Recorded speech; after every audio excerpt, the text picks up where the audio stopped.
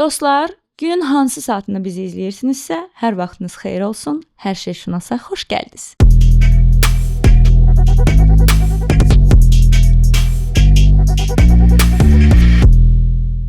Bugün çox fərqli qonağım var. Uzun müddətdir bu mövzunu araşdırıram, amma bu mövzunu daha səthi yox, daha dərin, daha spesifik nöqtələrə toxunaraq kiminlə danışa bilərəm? Çox araşdırırdım.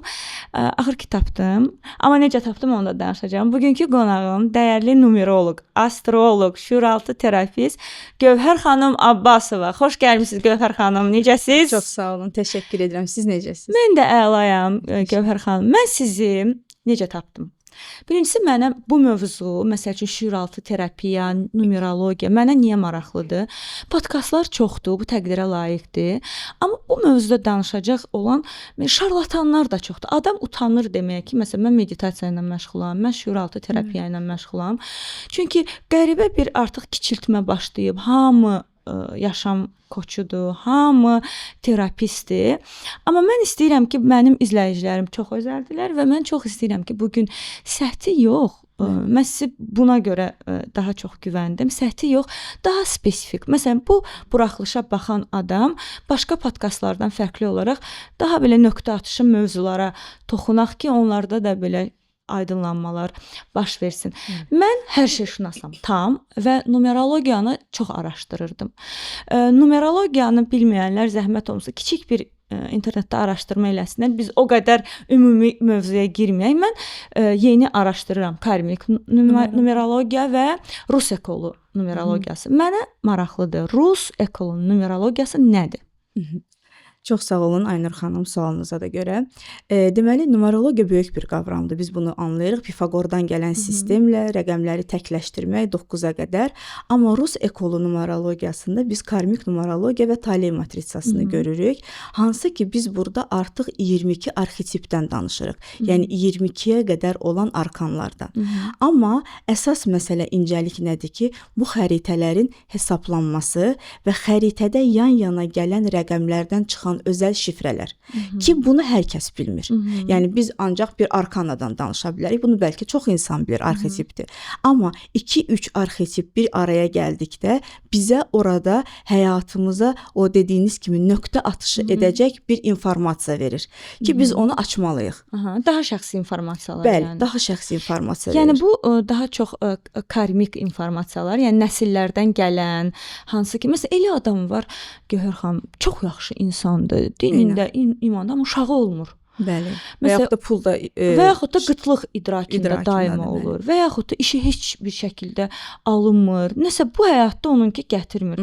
O zaman biz deyə bilərik ki, bu karmik numerologiyada tamamlanmamış nə deyirlər ona? Borcdur. Bu tamamlanmamış borclar var. Belə deyim də, karmik bu daha çox taley matriksində biz bunu görürük. Xəritədə ata-ana deyə nəsillər iki yerə ayrılır. Ata soyu və ana soyu.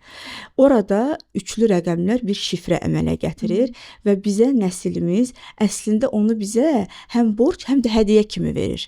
Ki, sən bu mövzunu həll et ki, bundan sonra gələn 7 soy nəsildə bu proqram artıq təkrarlanmasın. Demək ki, bizim soylarımız həmin mövzuda çətinlik çəkiblər. O mövzu bugün bizim DNA-larımızda var.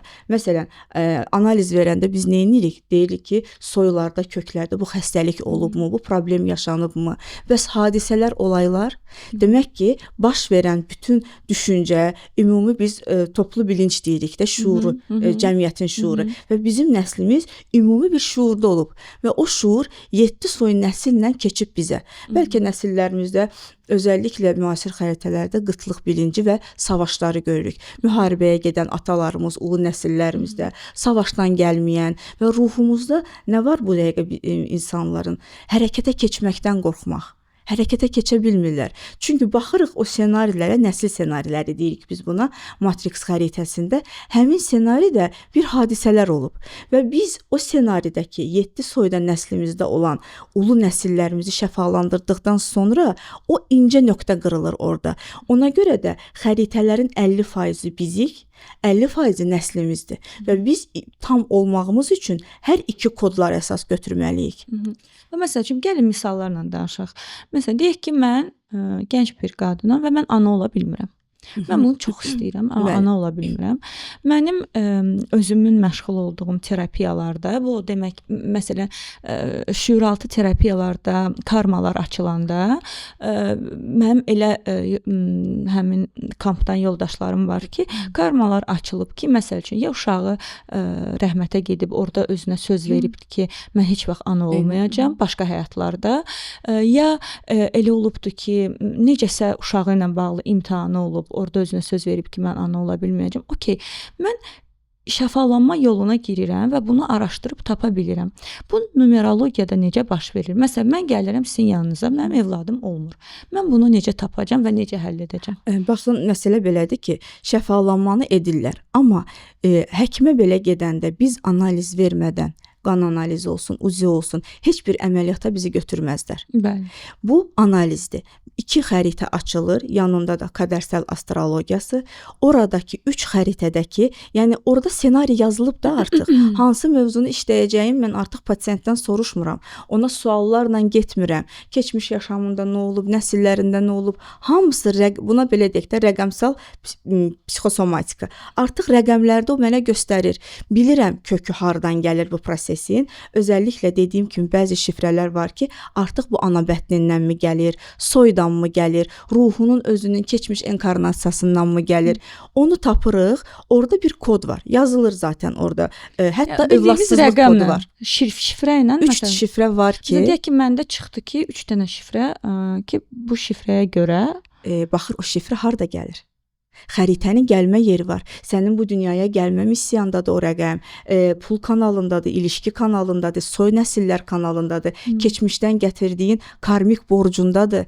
Onları tapdıqdan sonra çox gözəl və möhtəşəm şəkildə terapiya başlayır getməyə.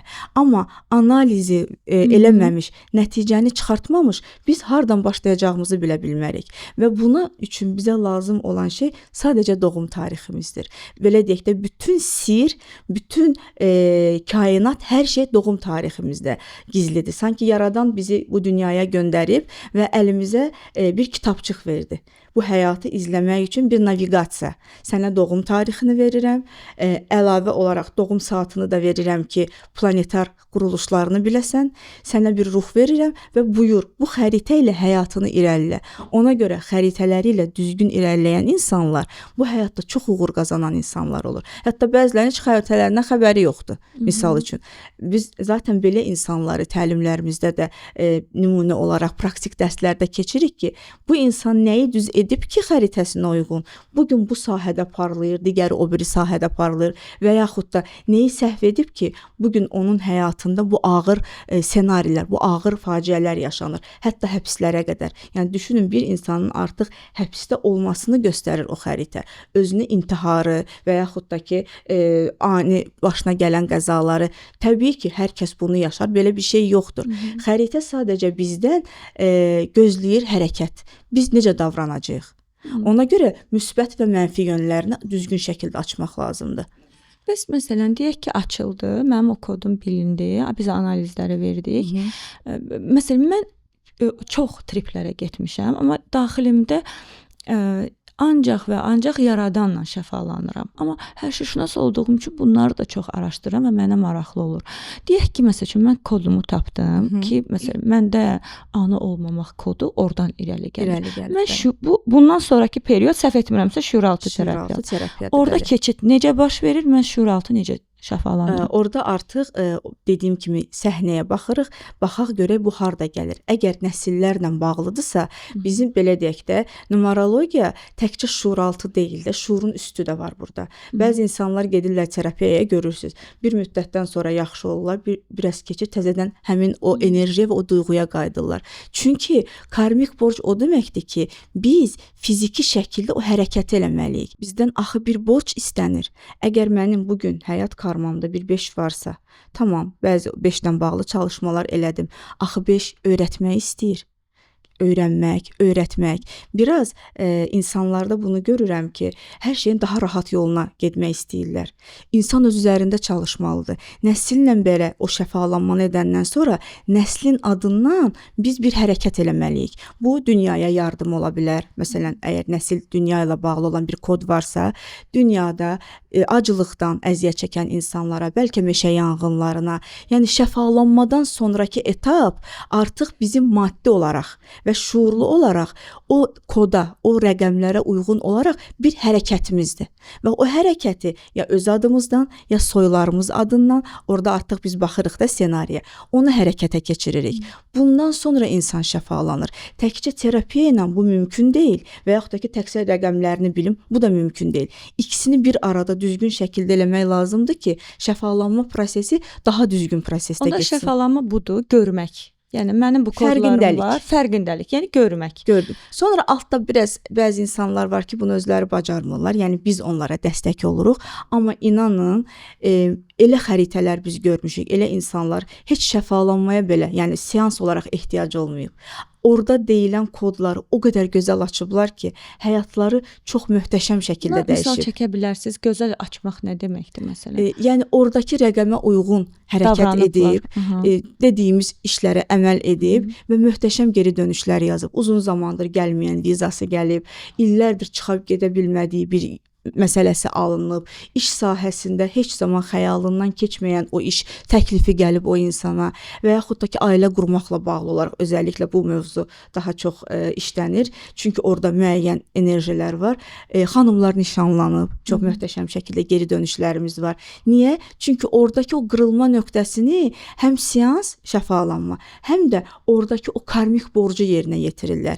Bir də bütün bu xəritələrdə özəlliklə matrix və qədərsəl astrolojida biz çakradakı blokajı görürük. Zaten bir insan o dediyimiz kimi övladı olmursa, ailə qurmursa, işində problem varsa və ən sonunda xəstəlikləri varsa, demək ki, həmin çakradakı rəqəm aktiv deyil tam şəkildə, blokajdadır. Ümumiyyətlə bunları yaşayan adam biraz özünü düşünməlidir və bunları araşdırmalıdırmı ki, bax, bilirsiniz nəyə görə bunu soruşuram. Elə adam var ki, inanmır. Amma məsələn danışdıqlarınız müasir falçılıq kimi də gələ bilər insanlara.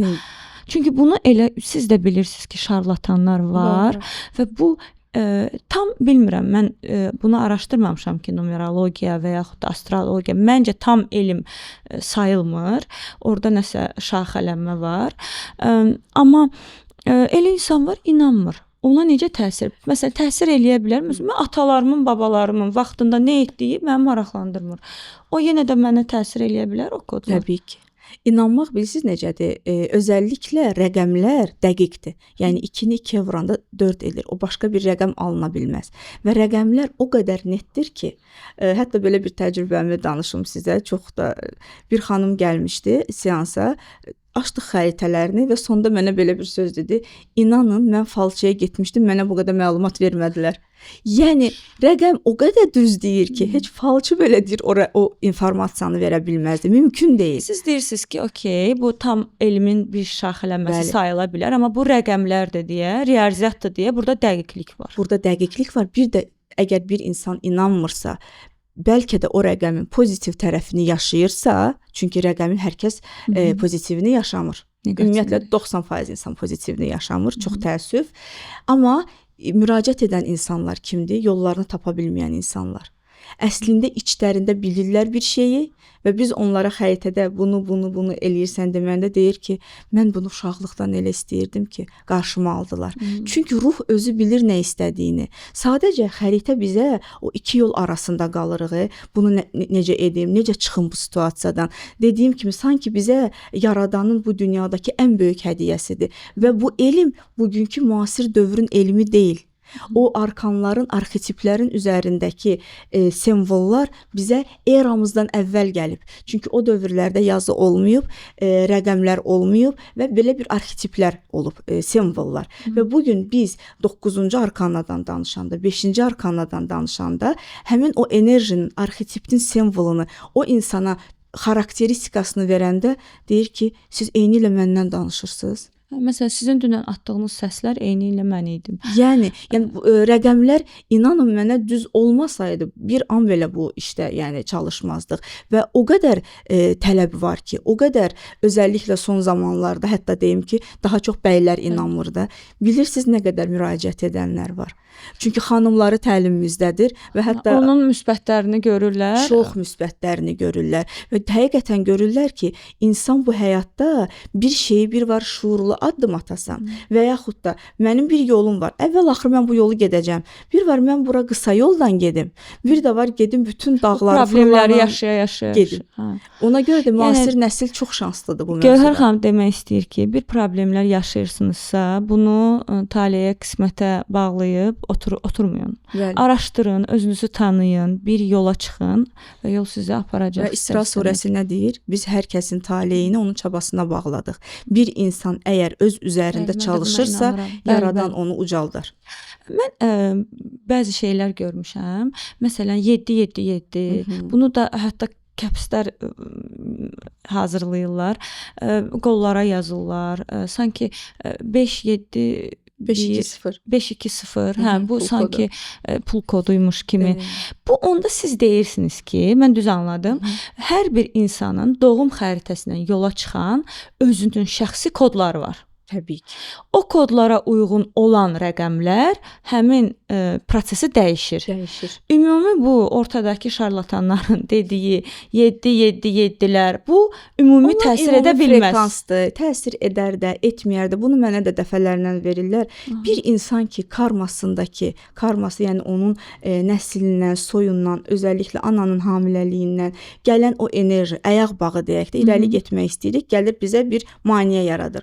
Onu açmayandan sonra istəyir dağa, daşa o rəqəmləri yazsın. O pul kodu qoluna var. yazsın. Xeyri yoxdur. Ona yaradan xəritədə göstərib ki, sənin əgər seçərsən məsləyini bu mövzuda seçib və bu hərəkətlərə, əməllərə düzgün şəkildə sən riayət etmirsənsə, heç bir şəkildə sənin onsuz da pul kanalın açılmayacaq. Və bu biraz da qısa bir proses deyil. Yəni insanın özünü tanımağı və özünün kölgə tərəflərini göstərir xəritələr bizə. Bəzi insanlar bunu qəbul etmək istəmir. Həmin o kölgələrimizdir ki, bizə əmanətdir, ya soylarımızdan, ya ruhumuzun keçmiş yaşamından.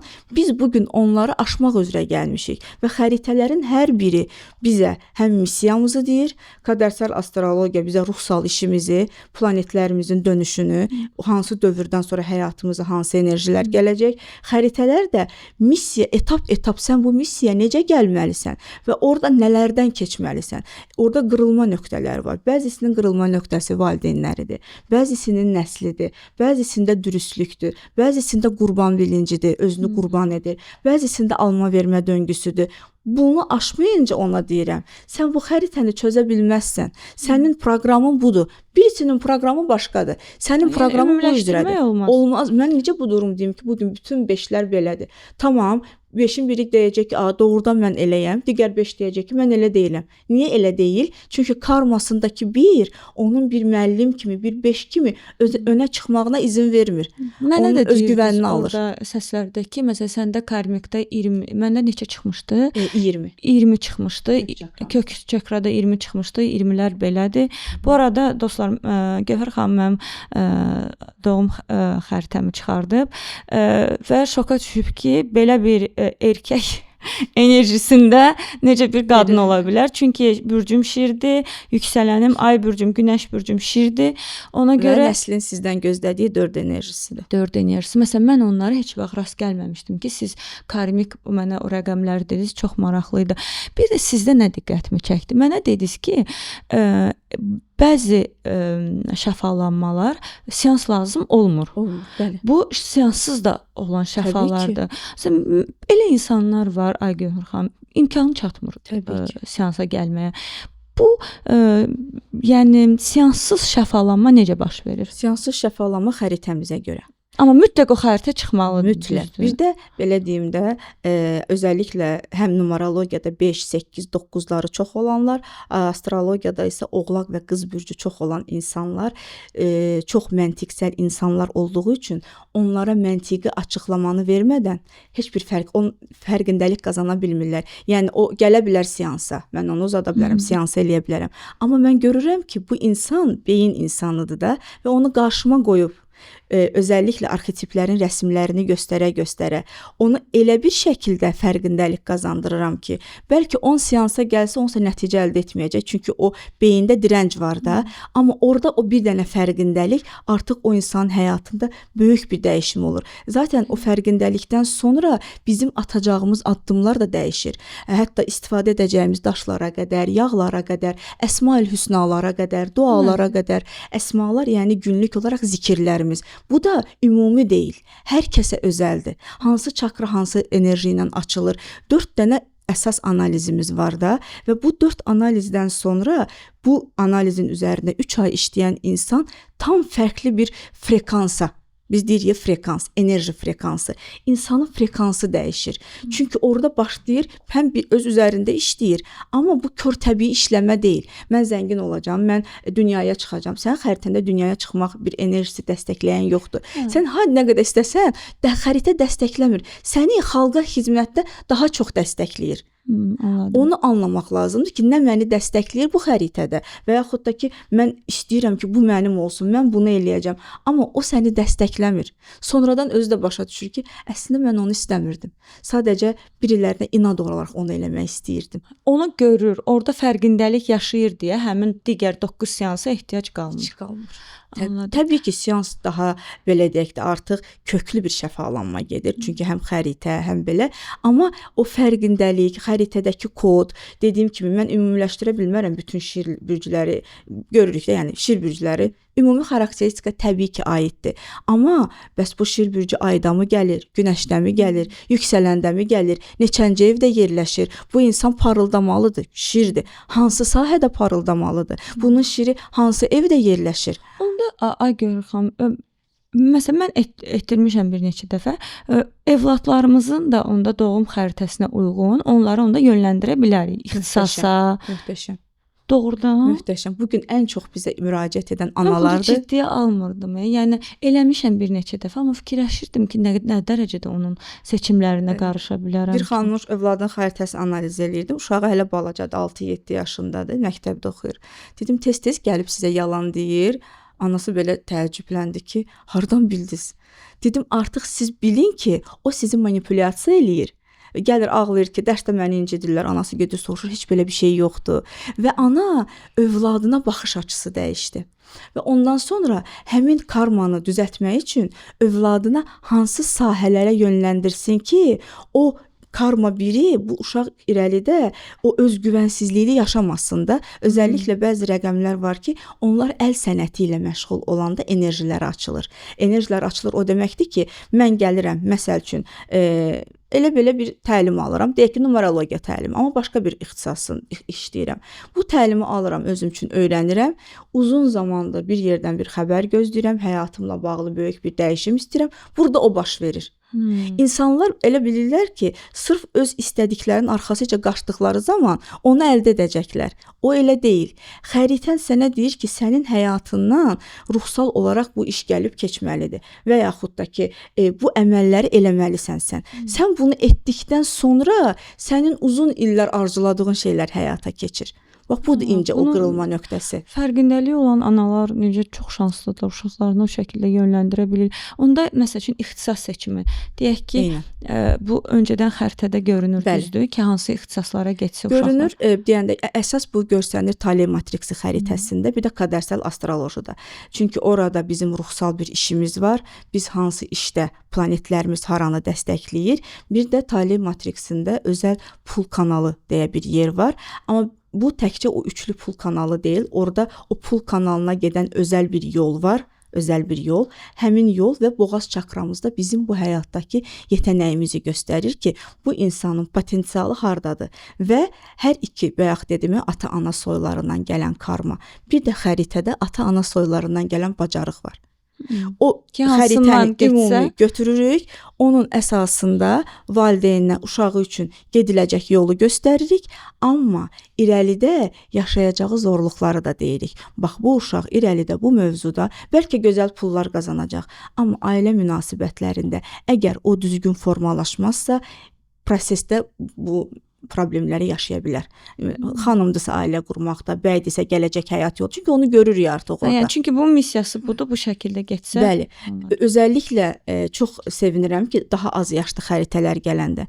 Yəni 60-70 yaşlı müraciət olunur. Həqiqətən keçənlərdə 64 yaşlı bir bəyin analizini eləmişdim. Amma baxanda ki, gəlir ana, bu uşağın hələ gələcəyi qabaqdadır və uşağın şuuraltısı daha çox tez yoğrulur axı. Ana artıq bu uşağa onun beynini həm o ixtisası, həm o xarakteri bilir də bunun ən pisi necə formalaşdırır, olacaq. Onu formalaşdırır və artıq irəlidə böyük bir problemlərin qarşısı alınır və ən əsası insanlar bir-birini tanıyır. Və mən əgər bilirəm ki, sizinlə necə tanışmalıyam, hansı rəqəmlər sizin qəlb çakranızdadır. Məni tanıyırsınız, artıq məni tanıyırsınız. Yəni. Sizin qəlbinizi uğurluyur. Mən öz övladıma da bilirəm ki, bu uşağın biraz üstünə getmək lazımdır. Amma digərində ona əksinə qışqırdığım halda onun egosu zədələnir. O acığı onu eləməyəcək. Çünki mən bilirəm ki, onun egosunu təmin etməliyəm onu yola gətirməsi üçün, amma digərinə baskı eləməliyəm. Ona baskı eləmədikcə onsuz onu eləməyəcək. Çünki tanıyıram artıq onların ruhunu. Maraqlıdır, çox maraqlıdır. Bir də dediniz ki, hər bir insanda individual pul kodu olur. Pul kanalı daha doğrusu. Bəli, pul kodu da olur. Pul kodu da olur. Doğum tariximizə əsasən hesablanır. Məsələn, mənim pul kodumla sizin pul kodunuz o zaman fərqlidir. Hamıda fərqlidir. Fərqli olar, bəli. Deyək ki, mən pul kodumu tapdım. Onu pul qabıma və yaxud da nəyəsə yerləşdirəndə daha çox. Bu ən axırıncı etapdır. İnan, bu ən axırıncı etapdır. Amma ciddiyə alınacaq bir şeydirmi? Məlumat olaraq. 50-50-yə deyərdim. Bunun daha ciddi tərəfləri var. Mənim üçün ən ciddi tərəflər xəritəmizi düzgün bilib yaşamaqdır. Ondan sonra heç o pul kodu da bizə lazım olmur. Heç içinə lazım olmur. İnanın, hətta bəzi rəqəmlər var ki, hər şey özü gəlir. Hər şey, bax oturmusan, bir şey keçib xəyalından da, hamısı gəlir. Hamısı gəlir. Və bunu zaten bizdə təlimçilərimiz, seanslar alan insanlar da bilir. O pul kodunu yazdın, amma başqa heç bir şey eləmədin. Çalışar, demirəm, frekansdır, enerjidir. O da bir titreşimdir də, hər şey bir enerjidir. Rəqəmlərdə, hərflərdə, dünyada. Amma hər şeyin titreşimi ilk öncə sənin hərəkətlərindən asılıdır. Hətta şuur altını belə dəyişmək, şuur əgər ona inanmırsa, şuur altını da dönüşdürmək çətin olur. Niyə bəzi insanların şuur altısı dönüşmür? Çünki şuuru təsdiqləmir bu olayı. Fərqindəliyi yoxdur. Nə qədər seans alır, gəlir yenə də ilişir qalır bir nöqtədə. Amma xəritə nə edir? Açır səhnəni, qoyur sənin önünə. Ən yaxşı versiyanı və ən pis versiyanı. Və seçimi zaten bilirsiniz, yaradan azad iradəni bir tək insana verib. Canlılar arasında öz həyat yolunu azad iradə ilə seçən insandır. Öz qədərini, öz taleyini yönləndirən insandır. Bir tək külli iradədən başqa. Ölüm və doğum. Onun nə saatını, nə gününü biz bilmərik. Amma ölümlə doğum arasındakı olan o periyodda biz düzgün şəkildə kodlarımızı, özəlliklə də bu mənim üçün çox önəmlidir, nəsillər. Nəsil ssenariləri. Çünki ən çox bizi yoran enerji onlardır. Onu açandan sonra irəliləmə gedir. Yəni onları açıb həll etdikdən sonra pul da özü gəlir, xoşbəxtlik də özü gəlir, hər şey də özü gəlir. Və siz bilirsiniz ki, artıq nəyi eləməməlisiniz. Halbuki vaxta qədər onu eləyirdiniz bilmədən. Pul frekansını artıran nəsə davranışlar, xüsusi bir alternativ variantlar var ki, pul frekansı insanda yüksəlsin. Pul frekansını artıran ən gözəl enerji sədəqədir. Hər insan qazancından möhtəşəm şəkildə sədəqə verməlidir. Hətta daha da irəliyə gedirik, bu sədəqəni soyları adından versin. Çünki dua onlara olunur. O dua necə olunmalıdır? Mən soylarım adına sədəqə verirəm. Nəslimin, soyumun günahlarını bağışla və yaxud da ki, ya Rəbbim, atamın, anamın günahlarını bağışla. Çünki övlad bunu edə bilər. Mən onların adından bu sədəqəni verirəm. Yəni, onların adından verirəm, gələn savab onlara yazılır, üst soylara və üst soylardan bizə gəlir. O deyirləri, biz bir əməl edirik, övladlarımıza yazılır. Yəni, pul frekansını ən güclü artıran enerji sədəqə, heyvanlara yardım, yaşlılara, körpə uşaqlara, ehtiyaclı olan insanlara. Yəni müəyyən qədər qazancımızın 10% olsa daha gözəl. İkinci bir pul enerjisinin frekansını artıran şey odur ki, biz öz sahəmizdəyik. İnanın, bir insan öz ruhsal işində deyilsə, görürsüz, gecə-gündüz işləyir, əlində nə bərəkəti var, nə pulunu yığa bilir, amma o insan ki, özünün bu həyatdakı xəritəsinə uyğun ruhsal peşəsindədir, o insanın heç o qədər çox işləməyinə də gərək yoxdur. Gəlir. Onun bolluğu, bərəkəti, ruzusu gəlir. Üçüncü faktor isə dediyimiz kimi qədərsəl. Bəzi insanlar, bəzi xəritələrdə, bəzi astroloji planetlərdə var ki, bu insanların ömür boyu yaradan tərəfindən, yəni bu artıq olub və olacaq. Bolluq ayaqlarındadır. Bu enerjilərdə görürük. Mən heyvanlarla eləyirəm bunu. Çox Heyvanlara, amma məsələn siz dediyiniz duanı etmirdim. Sadəcə onlar daha yardıma möhtacdılar deyə Bəli. onlara edirdim. Edirəm, yəni indi Niyyət çox edirəm. önəmlidir. Hə. Məsələn, biz taksiyə oturanda ünvanı deməsək bizi hara qədər fırladar. Bütün yolu Bu aparar. nöqteyi nəzərlə heç yanaşmamışdım. Amma biz bir yerə oturduq, dəqiq ünvan deməliyik. Bir şey istəyəndə belə onu dəqiqliyi ilə deməliyik. Sədəqəni verdik, çox gözəl. Amma biz bilmirik soylarımızda, indi xəritələrini bilməyənlər. Ən azından heç olmasa onların adından bir dua edim. Onların adından bir ağac əkim. Onların adından bir sədəqə verim. Heyvanları yedirdim. Bilirsiniz bu nə qədər gözəl bir savabdır. Yəni yaradan deyir ki, mənim insanlarla bağlantım edilən savablardır. Biz yaradandan belə nə isə istəyirik, düzdürmü? Amma alma vermə döngüsü var da, bəs biz yaradana nə veririk? Zaten yaradan bizdən bir şey istəmir. Onun istədiyi bu dünyada bizdən daha az gəliri olan, yəni əziyyətli olan insanlara yardım etməkdir. Adicə bir duada edəndə biz Tanrıya ki, Allahım mənə bu şeyi ver. Mütləq o şeyin olmağını gözləməyin. Onun adından bir sədəqə çıxardıb ki, mən istədim duamı, qarşılığında alma vermə döngüm üçün getdim bir heyvanı yedirtdim, küçədəki bir pişiyi yedizdirdim. Baxın o zaman duanız necə gözəl həyata keçir. Alma vermə o balansını pozan insanlarda məncə ruzi də pozulur. Bilirsiniz, o əsasən xəritəsində 8 və 12 olan insanlarda çox olur. Bəzən yaxşılıq adı ilə bir insanın karmasına girirlər. Məsələn, 8-12 dediyi xəritədə o doğum tarixi ilə əlaqəlidir. Doğum tarixində də olar, karmasında da olar. 8-12 rəqəmi, yəni doğum tarixində olan insanlarda. Doğum tarixində də olar, amma bəzən insanların doğum tarixində deyil, hesablamada çıxır da. Niyə?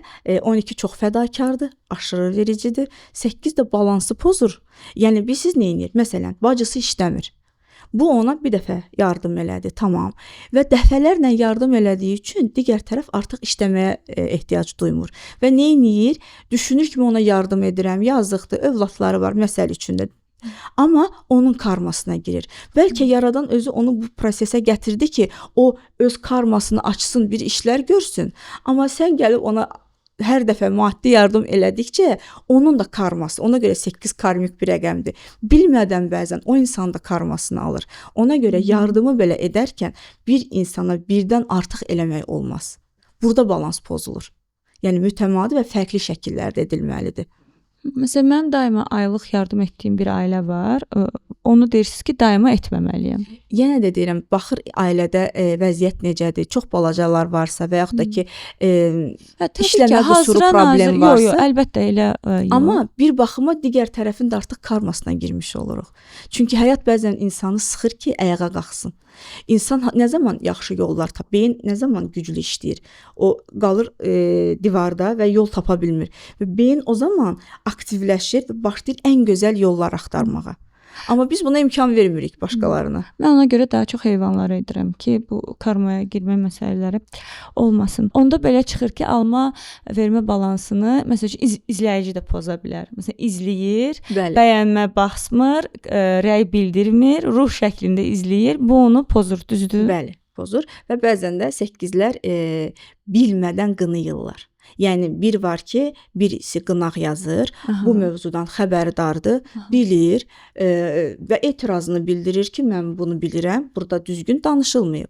Bir də var ki, bu mövzu haqqında heç bir bilgisi, təlimi, heç bir anlayışı olmayan insan fikir bildirirsə, bu da karmadır. Çünki o mövzuda heç bir bilgin yoxdur və sən orada Amma fikir bildirir. orada biraz qınağa keçir. Bilməyə bilərsən, maraqlı gələ bilər, bir araşdırın bəlkə, amma artıq qınağa keçdik. Özəlliklə dediyim kimi 8 rəqəmi biraz təhlükəli rəqəmdir. Bu aiddir ayın 8-i doğulanlara, 8-ci ay doğulanlara, ayın 26-sı doğulanlara və 30-u doğulanlara. Bunlarda 8 enerjisi çox güclüdür. Nəyə görə? Bumerang effekti verir. 8 necə yazılır? Sonsuzluq. Ümumiyyətlə həyat bir karmadır. Nə demək? Karma əslində pis bir söz deyil. Karma o deməkdir ki, hərəkət. Sənin etdiyin, edəcəyin bir gün dönüb sənə gələcək. Amma xəritəsində 8 olanlar üçün bir insanı qınamaq, yargılamaq, haqqa girmək, balansı pozmaq çox güclü təsir, yəni anında geri dönüş edir o insanlara. Ona görə də bəzi insanlar heç ayın 8-i doğulmayıblar. Amma gəlir nəsil ssenarilərində 8 çıxır. Demək ki, bu soylarda böyük bir karma yaşanıb. Və bu insan da deyir ki, mən bu qədər çalışıram, bu qədər şeylər eləyirəm. Gəlir mənim haqqıma girirlər, haqqımı kəsirlər. Axı mən heç kəs heç nə eləməmişəm. Ona görə də tək doğum ayı, günü, ili bizə müəyyən qədər informasiya verir. Bizim xarakteristikamızı, o sahəyə uyğun çalışmağımızı, amma ümumi bir səhnəni görməyimiz üçün, bəlkə də dediyim kimi o insan xəbəri yoxdur, xəritəsində 8 var, açıb onu karmasında görəcək və ya uğur sayəsində görəcək. O zaman o anlayacaq ki, niyə görə bu həyatı belə yaşayır. Ona görə qınamaq olmaz, haqqa girmək olmaz, sorğulamaq olmaz.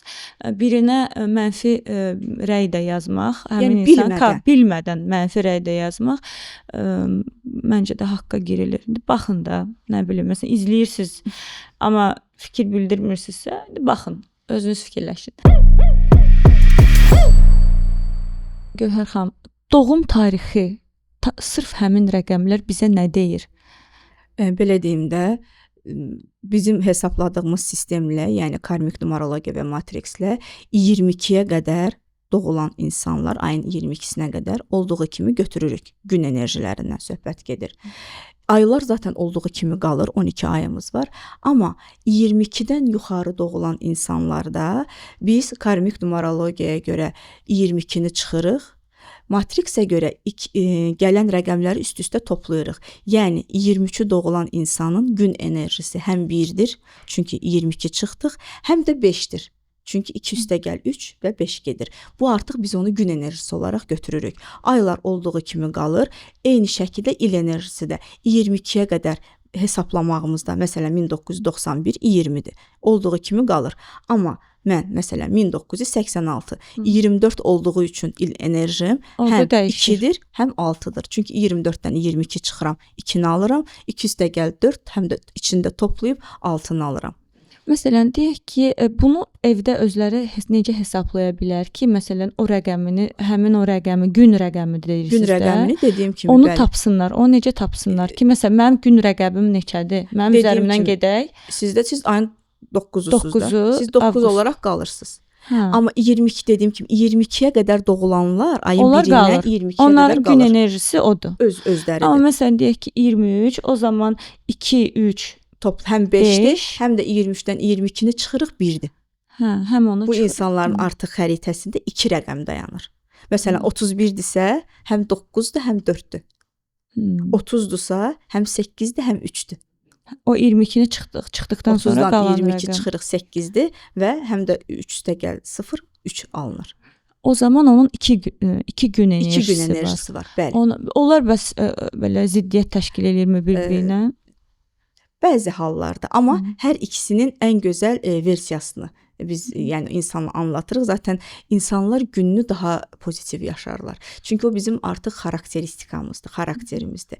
Amma bir insanı ən yaxından tanımaq üçün onun iç bürcünü və iç ayını biz necə bürclərdə deyirik, ay bürcü, eyni şəkildə də bizim ay enerjimiz var. Yəni siz bəlkə də ilk oturanda göstərdiyiniz xarakter sizin gününüzdür. Amma sizi tanıyan, yaxından bilən insan iç dünyanızı bilir, yəni ay enerjinizi. Amma bizi maddiyyata, pula aparan isə il enerjimizdir. Bəs ay enerjiləri, məsələn mən 8-ci ayda doğulmuşam, onu bildim. Mən nə etsəm həmin anda qayıdacaq. Bəs digər aylara baxanda ümumiyyətlə ay enerjilərin belə deyək də biz bu nəslə niyə görə doğuluruq? Gün enerjisi bizim daha çox keçmişdə və yaxud da soylarımızda yarım qalan və o enerjini tamamlamağa gəlirik. Daha pozitivlə, yəni bizə verilir. Ay isə 12 aydır. nəsil bizdən nə istəyir? Yəni soylara mən bu ay niyə doğuluram ki, bu nəslin hansı proqramı var ki, mən gəlib o proqramı düzəltməliyəm? Və o 12 ayın hər birinin özünə dair həm imtahanı, həm sınağı, həm də hədiyyəsi var. Əgər o sınağı, imtahanı gözəl keçdiyi zaman gözəl də bir hədiyyəsi gəlir o insanlara. Çox maraqlıdır danışdıqlarınız. Bəs astrologiya, məsələn, deyirlər ki, insan bəlli yaşdan sonra yüksələninin enerjisinə keçir. O düzdür? Astrologiyada ümumiyyətlə 3 dövr var.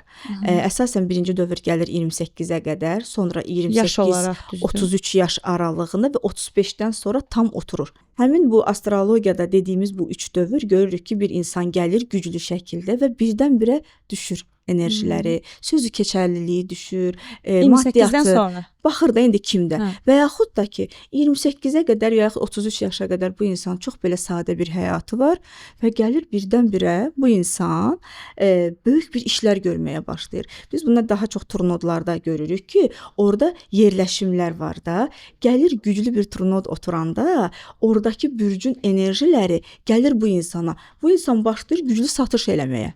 Halbuki öncəsinə qədər bu sadə bir tapır, yəni. Dəyişir də, planetlər yer dəyişir və biz bunu öncədən bilməyimiz nəyə görə gözəldir? Biz bilməliyik ki, hardan gəlib hara gedirik. Əgər o biraz zəifləyəcəksə irəlidə, mən əgər bunu bilirəmsə, artıq o zəifin ən yüksək potensialını götürməliyəm ki, artıq bilirəm, orada biraz balıq mı var, oğlaq mı, biraz daha zəiflənir də. Mən artıq orada onun ən güclü tərəfini həll etməliyəm ki, bu enerjini icazə verməyim düşsün aşağı. Və eyni necə xəritələrimizdəki karmalarımız var, astrologiyanın da bizə zərbə verən nöqtələri var. Zərbə gələn nöqtəsi və bir neçə nöqtədir və biz baxırıq bu insana zərbələr hardan gələ bilər. Və həmin zərbələrə əsasən də onu yönləndiririk ki, bunları nələri eləsin. Ondan da əlavə olaraq ruhsal işi. Bəlkə də bu insan tam fərqli bir işlə çalışır da. Bunu çoxlarına məsləhət görmüşəm. Amma müəyyən qədər bu mövzuda bir təlim alın demişəm. Hər hansını baxır da mövzuya uyğun olaraq. Bu haqqda bir iş eləyin. Siz görəcəksiniz ki, sizin enerjiləriniz necə açılır. Məsələn, ay bürcü dolçada olan xanımların həyatından mütləq fizika gəlib keçməlidir. Bu insanların fizika ilə bağlı olaraq müəyyən qədər bir şeylər eləməsi gərəkir ki, ondan sonraki həyat enerjiləri çox gözəl şəkildə açılaraq gedəcək. Təbii ki, bu bütün bürclərə aid deyil ha. Yəni müəyyən belə deyək də spesifik dediyiniz şeylər var ha, özəlliklər. Və yaxud da müəyyən özəlliklər var ki, mən o insanlara deyirəm ki, ailə ilə münasibətlərdə biraz ailənizdən uzaq yaşamalısınız. Hətta yəni bütün bu xəritə bizə hər şeyə addım-addım deyir. Hər şey. Zaten qarşımdakı insan belə deyil deyə demir də. Demir, mən də demədim. Demir ki, mən belə deyiləm. Sadəcə nə deyir? Ya bunun pozitivindəyəm, ay nə gözəl, mən açmışam, beləyəm. Ya da deyir ki, hamısını neqativdə yaşayamışam. Və orada o fərqindəliyi qazanır. Üstəlik də verdiyimiz, belə deyim, mənim xoşuma gəlir ev tapşırığı verməkdən. Çoxlu ev tapşırıqları verirəm. Özəlliklə bax, sən bunu eləməlisən, bu tapşırıq, afirmasiya olsun, kodlama olsun, yağlar olsun, əsmalar olsun, dualar olsun, fərdə özəl. Hamısının frekansını yüksəltməyə bir yüksəldən xidməti var. Xidməti var. Və bunu elədikcə etap bu insanlar, onsuz da o özünü gəlir tapır o istədiyi yerdə. İstəyir münasibətlərində, istəyir məsləyində, pulunda və ən əsası bunu eləməyimizin səbəbi mənim düşüncəm. Çünki insan pulunda tapar, xoşbəxtliyində tapar hardasa, amma can sağlığı əldən gedəndən sonra insan artıq çox çətinlik çəkir. Düzdür, çox doğrudur. Xəritənin ən qırılma nöqtəsini deyim sizə. Biz rəqəmlərimizi açmayanda dördüncü belə deyək də 4-cü stadiya dediyimiz yerdə xəstəlik başlayır. Necə ki, erkən təchiz deyirik, məsələn, xərçəng xəstəliyi, erkən təchizdə qarşısını alırıq. Amma bu insan rəqəmin artıq 4-cü səviyyəsinə gəlib çatıb və müəyyən də bir yaşı var, artıq tutulub o xəstəliyə. Zaten bilirik, xəstəlik birinci ruhda başlayır, sonra fiziki bədənə enir. Yəni onu demək istəyirsiniz ki, yəni bunları insan özünün öz taleyini müşahidəçiyə çevrilməsə, axtarmasa, o xəritəsini tapmasa, bu sonda bir şəkildə, yəni bu bilirsiniz nəyə oxşur, deyirik, məsələn, sözünü deyə bilməyən insanlarda daima zob problemləri, Hashimoto. Bəli, bunlar açırıq olur. Xəritəni, orada boğaz çakrasını. Hamısı görünür. Hamısı. Mən amma bura gəlmək istəyirəm ki, orada bir boşluq qaldı ki, bizim neçə yaşından sonra yüksələnimiz daha çox bizi ifadə eləyir. O yaşla deyil, belə deyim də. Bu da yanlış məlumatdır. Bu belə deyim də ay bürcü, günəş bürcü və yüksələn üçü bir aradadır. Bizi daha çox 35-dən sonra turnot, o yüksələn deyil, başqa bir turnot deyə adlanır da. O dövrə keçirik biz. Yəni planetlərimiz yer dəyişir, bürclərimiz yer dəyişir. Ya biz zəifdən gəlib gedirik güclüyə, ya da çox güclüdən başlamışıq, biraz daha sakit və zəifə gedirik və 33 yaşdan sonra artıq özünü belə deyim də bir xərçəng bürcü daha belə sakin, anaç bir insandır. Amma turnodunda qoç oturubsa, o artıq elə deyil. O artıq gələcək 35 yaşdan sonra qoçun enerjisinə girəcək. Nəyəcək? Satış eləmək istəyəcək, görünmək istəyəcək. Bu da çox spesifikdir. Yəni gəlin belə deyək, tamam ümumiləşdirək. Yüksələn nədir? Məsələn, yüksələn bürc bizim bir ortama girdiyimizdə insanların bizi algılaması. Məsələn, bir insan balıq bürcüdür. Yüksələni şirdir. Girdiyi ortamda hər kəs ondan çəkinir. Onda əsas yüksələn cəmiyyətin bizi qəbul etməyidir. Yüksələn səmada nədir? Biz doğulduğumuz, çünki deyirlər ki, yüksələndə saat bilinməlidir, dəqiq olmalıdır. Bəli, doğulduğu saat. O saatda hansı bucaq bir neçə yüksələn dəyişir. Bəli, ona görə məsələn saat tam bilinməyəndə artıq orada bir neçə yüksələn götürürük biz. Amma dediyim kimi əsas götürülən üçlük ay, günəş və yüksələndir. Dediyim kimi əgər bizim yüksələnimiz ayımız və günəşimizə ziddirsə, bax, zid olanda belə insanlar necə olurlar? Sanki içində iki insan yaşayır. Deyək ki, bir-birinə zid qütblərdədir. Bir tərəfi çox məsuliyyətlidir. Bir tərəfi əkizlərsə, bir tərəfi qız bürcüdürsə, bu insanlar həmişə ikiləm arasında qalırlar da. Bir tərəfi məsuliyyətə, bir tərəfi biraz sakinliyə aparır. Və yaxud da ki, bir-birinə düşmən bürclərdir. Bax, burada artıq o qırılma nöqtəsi dediyimiz yer, burada insan artıq biraz daha o biri insanlardan daha çox əziyyət çəkir. Yəni özünü o pozitivə gətirmək üçün. Çünki yerləşimləri zid olanda sadəcə çətinlik çəkir. Nəyə görə? Biri sağa aparır, biri sola. Amma düşmən qovuşumlarda olanda onu artıq ruhsal olaraq çox güclü şəkildə açmalıdır. Sadəcə biz bunlar niyə bu qədər dəqiq deməyimizi istəmirəm. Çünki elə insan var ki, başa düşmür. Məsəl üçün yüksələn, alçalan bunları ona başa düşmür. Ona görə siz ora girməyin çox yüksələnə. Ona görə istəmirəm. Sadəcə ümumi mən deyim ki, məsələn, yüksələn bizim ortamda qəbul edilişimizdir. İnsanlar bizi necə qəbul edir? Ay bürcümüz nədir? Bizim daxili dünyamız, biz əslində içdə kimik? Onu göstərir. Ay bürcüm nə deməkdir? Ay bürcü odur da daxilim, mənim daxilim. Yox, axı yüksələn şir, ay bürcü şir eyni şeydir onda. Eyni şeydir. Okay, günəş bəs. Günəş xarakteristikam, girdiyim, bax necə gün tarixi demir, girdiyim ortamda zaten hər kəs nə edir? Öz bürcünü göstərir. Amma o belə yerləşdiyi evinə görə göstərir. Mən əkizlər bürcü tanıyıram ki, o qədər disiplinli. Niyə? Əkizlər bürcünün evinin idarəçisi oğlaqdır.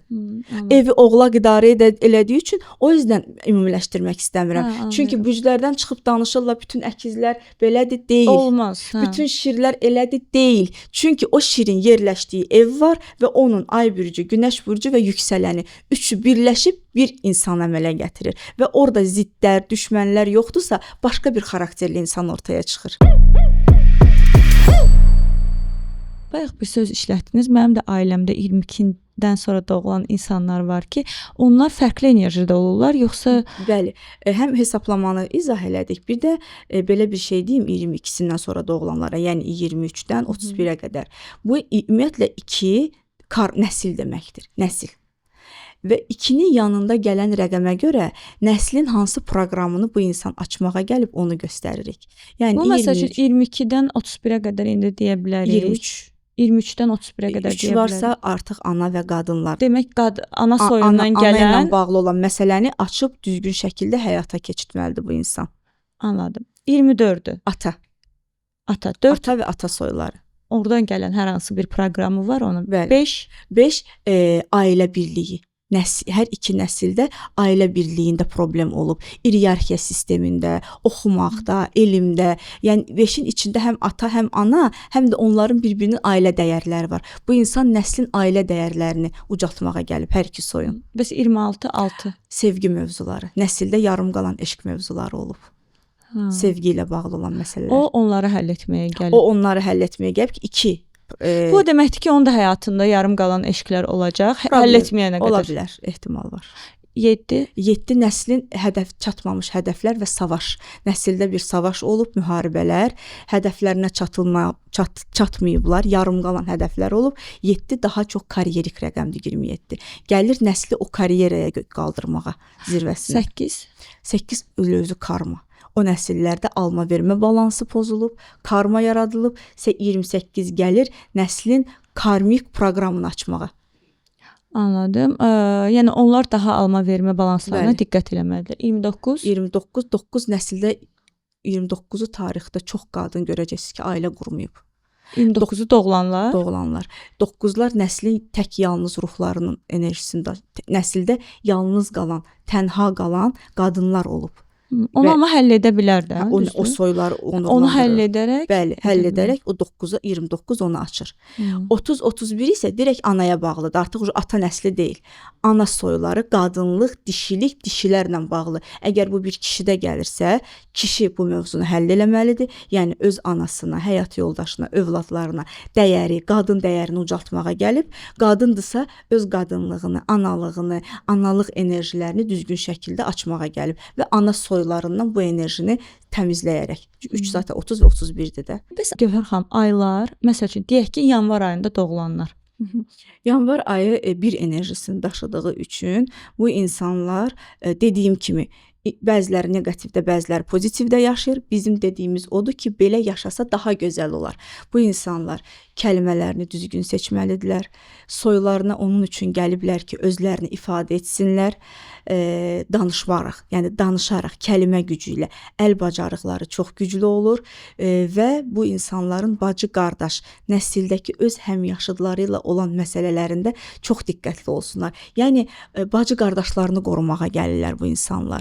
Danışmağa gəlirlər, ünsiyyət qurmağa gəlirlər, pozitivində, neqativində bunun tam əksini yaşayırlar. Ya danışmırlar, ya yanlış danışırlar, ya manipulyasiya edirlər. Yəni bilirsiniz, rəqəmin tərs tərəfi də var. Amma bir liderdir, öndə olandır. Hətta səhnədə olan insanların çoxu görərsiniz, yanvar ayı doğulub, müğənnilərin. Çünki nədir? Bir danışıqdır, səsdir, özünü ifadədir və səhnədir.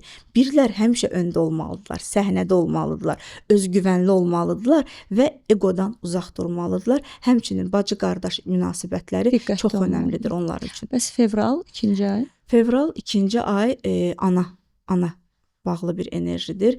Ananın hamiləliyi və ana nəslindən gələn kodlar bu insanlarda olar. Sezgiləri çox güclü insanlar olur. Ən güclü numeroloq, astroloqlar fevral ayında doğularlar.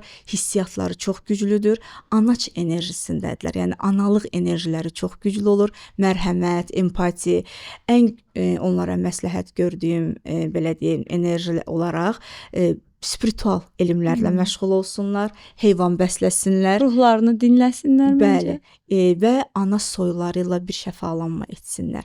Ananın bətni özü yəni ana hamilə olarkən həmin insana nə yaşayıb, bu mövzunu açsınlar. Nəyə görə ana nəslinə doğulub, anasının hansı karmasına, harda anası özünə müdafiə eləyə bilmədi ki, fevral gəldi orada ananı müdafiə eləməyə. 2 gəldi oraya. Bəs neqativ tərəfləri? Neqativ tərəfləri dedikodu, fala meyil.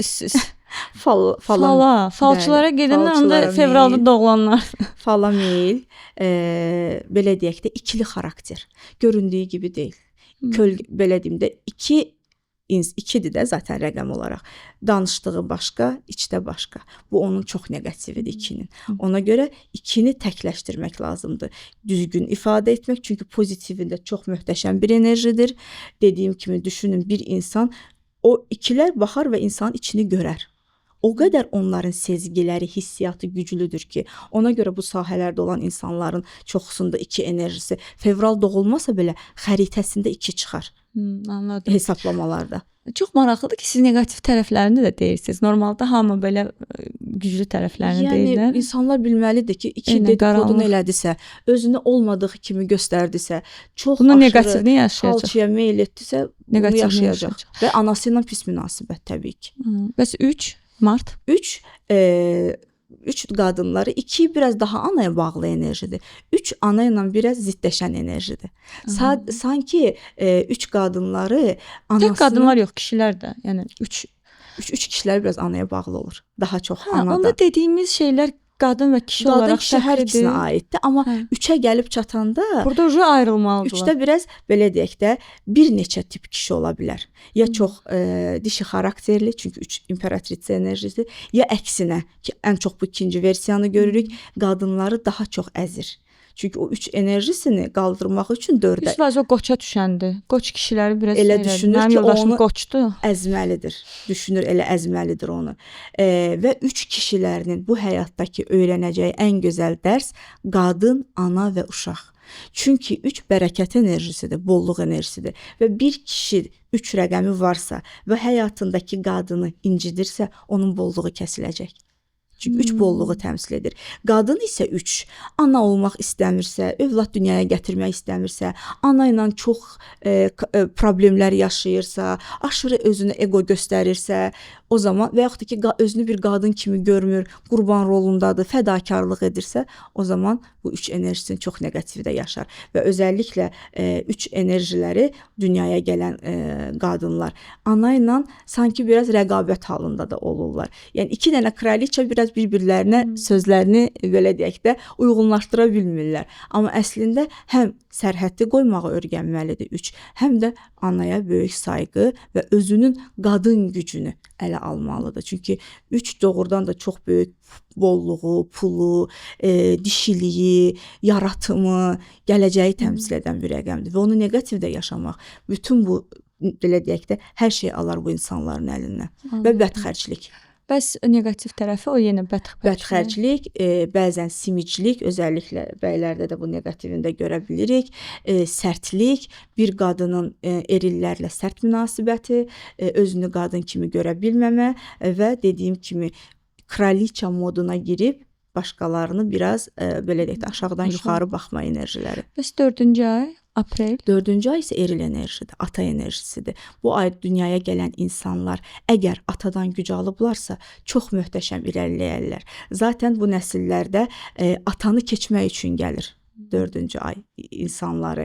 Amma edəcəyi şey, əgər qadındırsa, həyatındakı birinci ata, ikinci partnyor hörmət eləməlidir. Yəni həyatındakı eril enerjinin belə deyək də yüksəltməlidir. Çünki daha çox belə qadınlar, 4 olan qadınların özünün eril enerjiləri yüksək olur. Bəylər isə zaten çox gözəl 4-lə gəliblər.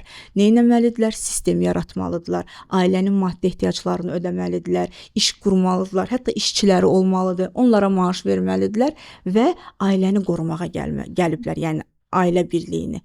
Bəs neqativ? Neqativində sərtlik, aqressiya, kobudluq, elə qadınında da, kişisində də, qadınında daha çox özünü qadın kimi görməmə və kişilərlə problem. İrəlidə ailə qurmaqda problem yaşayır. Qurduğu bəylə problem yaşayır. Zaten çox boşanan da insanların, ailə içi problem yaşayan xanımların xəritələrində 4 enerjilərini görə bilirik. Alıb qəbul eləməyi bilmir 4 qadınları. Yəni mən edərəm, hər şey istəyir, özləri etsinlər. Amma şəfalama mümkündür. Təbii ki. 5 may. 5 atadır, anadır. Belə deyək də hər ikisi var 5-in içində. Həm ana ilə bağlı enerjidir, həm ataya hörmətdən gəlir. 5 varsa bir insanın xəritəsində mütləq ailə modelinə baxsın. Bu hansı bir ailədə böyüyüb? Çünki gedəcək, gələcəkdə o modeli gətirəcək həyatına. Və yaxud evində 5 olan uşaqlar varsa birisinin mütləq bilməlidirlər ki, bu uşaq üçün ailə modeli çox önəmli olmalıdır. Çünki gələcəkdə neqativdə o iyerarxiyanı pozub özünü ya atanın ya ananın yerinə qoyacaq. Balans bir şəkildə pozulur. Bəs Pozulur. neqativ tərəf? Neqativ tərəfi budur. Çünki 5-in pozitivi olmalıdır ki, ailə dəyərləri, iyerarxiya, böyüyə, kiçiyə hörmət, elm oxumaq, təhsil almaq və dediyim kimi ata, böyük və daha sonra aşağılar. Bəs iyun 6. 6-lar sevgi, gözəllik, Yaradıcılıq. eşq, yaradıcılıq. Sınaqları hardan gəlir? Bəzən partnyorlarının ailəsindən, ailə qurduğu insanlardan. Bəzən qərarsızlıqlarından, çünki əmin olmadan bəzən ailə qururlar. Sevgi mövzuları onlar üçün çox önəmlidir. Belə deyim də, gözəllik aşiq insanlardılar. Amma həyat altılara deyir ki, siz biraz da ruhun gözəlliyinə baxın. Çünki xarici gözəllik bəzən bizi aldada bilir. Ona görə də 6-cı ay insanları ən çox statistikaya baxsaq, boşanma enerjiləri 6-dadır. Bu insanların partnyorla bağlı məsələləri var həyatlarında. Demək ki, nəsillərində böyük xəyanətlər olub, ayrılıqlar olub, sevgi mövzularında düzgün seçim etməmək olub. Çünki 6 seçimi göstərir bizə. O yüzdən 6-lar ailə qurarkən çox düşünsünlər və düzgün seçim etsinlər. Seçimi də edərkən daha çox qəlbləri ilə, yəni sevgi ön planda olmalıdır bu insanlar üçün. Çünki onlar sevmədiyi heç bir insanla birlikdə irəliləməzlər və ailə qurduğu insanın qohumları ilə olan münasibətdə diqqət etməlidirlər. İmtahan oradan gələ bilər. Maraqlıdır. Bəs 7 xərçəng. 7-lər savaşçı bir ruhdur. Əsasən ailəni toparlamağa gəlirlər. Çox belə deyəndə ailə canlı bir enerjidir. Bəzən özünü unudur. Ailəni yuxarıya aparacaq deyə özünü unudur.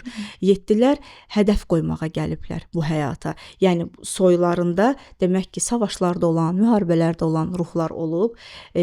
Bir yerdə hədəflər yarım qalıb və 7 gəlir o savaşçı ruhu ilə o hədəfi bir araya yığmağa. Daha çox karyera cəhətdən soyunun adını qaldıran insanlardır. Həm 7-də həm mənəviyyat, həm maddiyyat var. Həm ailə olmaq, birlik olmaq, birlik bilincidir 7. Həm də birlik şəklində işləmək. Yəni onlar tək işləmək belə deyək də uyğun deyil də, komanda halında düzgün işləməyi irəli aparmalıdırlar və fiziki bədənlərinə də gözəl baxmalıdırlar. Çünki onlarda savaşçı ruhu olduğu üçün o enerji güclü bədəndən gəlir onlara. Anladım. Bəs neqativ tərəfləri?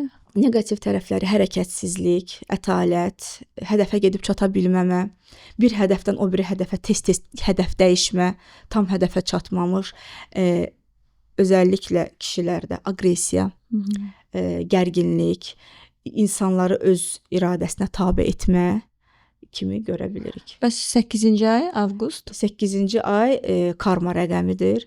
Bu ay dünyaya gələn insanlar ata-ananı sanki birləşdirmək üçün gəlirlər və bu nəsillərdə sanki bir balanssızlıq olub, bir ədalətsizlik olub. 8 gəlir ora o balansı və ədaləti qurmağa. Hər kəs arasında bir uyum yaratmağa, o balans yaratmağa gəlir 8. Ona görə də çox önəmlidir. İnsanlıq, belə deyək, qanunu, ədaləti 8-dən öyrənməlidir. Amma burada 8 gəlib neqativində insanları yarğılayar, neqativində egoistlik göstərər, narsistlik göstərər, mən nə dedimsə odur eləyər və ədaləti, qanunu, iyerarxiyanı pozar. 8 burada çox neqativə düşər. Ona görə karmik bir rəqəm olduğu üçün özəlliklə etdikləri əməllərə diqqət etsinlər. Özündən sonraki nəsillərə də yazılır 8 enerjisinin. Neqativ tərəfləri? Neqativ tərəfləri bu alma-vermə balansını pozmaq, karma yaratmaq, haqqa girmək, bilib-bilmədən yargılamaq, günahlandırmaq, özəlliklə valideynləri. Bunu etməməlidirlər. Bəli, 8 içində mən ədalətsizliyə uğradım. Ədalətsizlik gördüm kodu olduğu üçün soylarında o ədalətsizliyi özünə alır. Anladım. 9? 9 nəslin sanki bütün nəslin ağıllı insanları soylarda yığışır və bu enerjini verir 9-a. Ki 9 gəlir dünyaya, yəni sentyabr ayı. Nəslin yaşlı və olğun ruhları ilə gəlir bu insanlar dünyaya. Hətta görərsiniz sentyabr ayı doğumluları həmişə ya özündən yaşda böyük insanlarla münasibət qurarlar. Bu ayın 9-unda doğulanlara da aiddir. Həmişə yaşından üstün düşünər. Özünü yaşındakı kimi aparmaz. Çünki ruhu daha ilahi bir boyutdan, daha olğundur.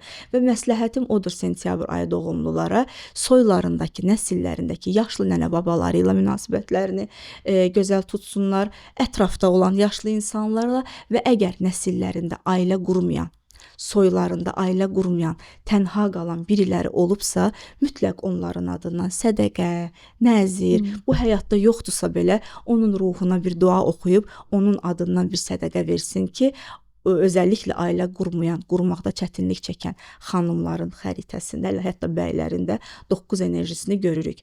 Neqativində ağıl kibiri, ağlı ilə kibirlənir. Yəni mənim ağlımda heç kəs yoxdur, mən heç kəslə münasibət qura bilmirəm.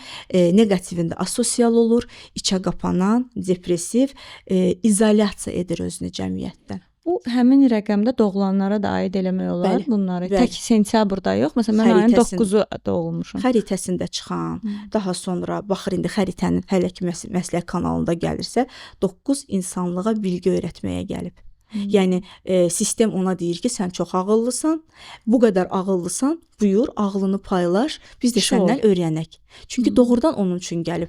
Neqativində 9 nə edir? Nə ağıl paylaşır, nə bildiyi elmi öyrədir. Bunu ona görə yox ki, öyrətmək istəmir. Ona görə düşünür ki, mən onsuz da öyrətsəm də başa düşməyəcəklər. Bu da bir kibirdir. Bəs o 10 10 nəslin maddi Oktyabr. karması ilə dünyaya gəlir, maddiyyatla. Demək ki, bu nəsillərdə ya iflaslar yaşanıb, ya maddi qayıblar olub. Bu insanlar pul enerjisini təmsil edir. Bolluq, bərəkət və şans enerjisi də 10. Məsləhətimiz 10 enerjisinə birinci növbədə odur ki, gülərüz olsunlar. Çünki zaten elə də olurlar. Çox zaman frekansları yüksək olsun, ailəsinə maddi cəhətdən daha çox yardım etsin. Bəlkə vaxtı yoxdur mənəvi olaraq ailə ilə vaxt keçirməyə. Zaten sistem də onlardan maddiyyat istəyir və nəslin maddi karmasını yüksək səviyyəyə çatdırmalıdırlar. Yəni onlar zəngin olmağa gəlib. Gəlib ki, o pulu düzgün dövrəyə eləsin.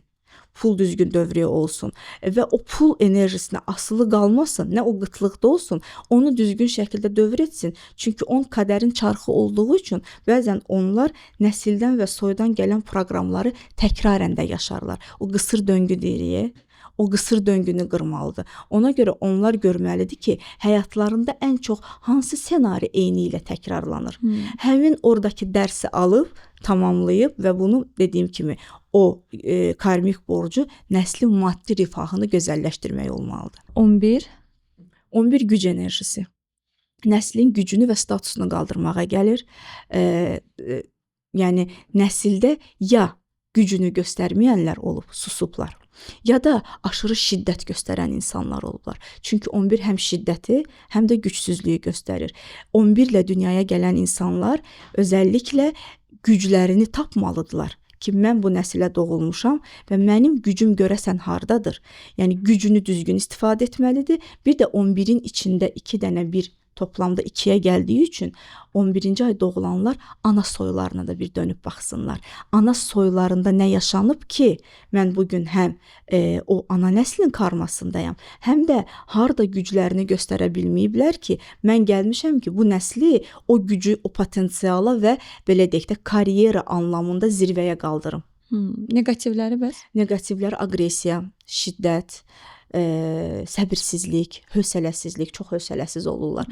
Özəlliklə passiv insanlara, astagəl insanlara 11 dözə bilmir. Bəs 12-lər? 12-lər 12-ci ay doğulan insanlar nəsli bir araya toplamağa gəlirlər, yəni köklərini. Çünki bunlar nəslə yeni bir baxış açısı gətirəcəklər. Fərqli insanlardılar.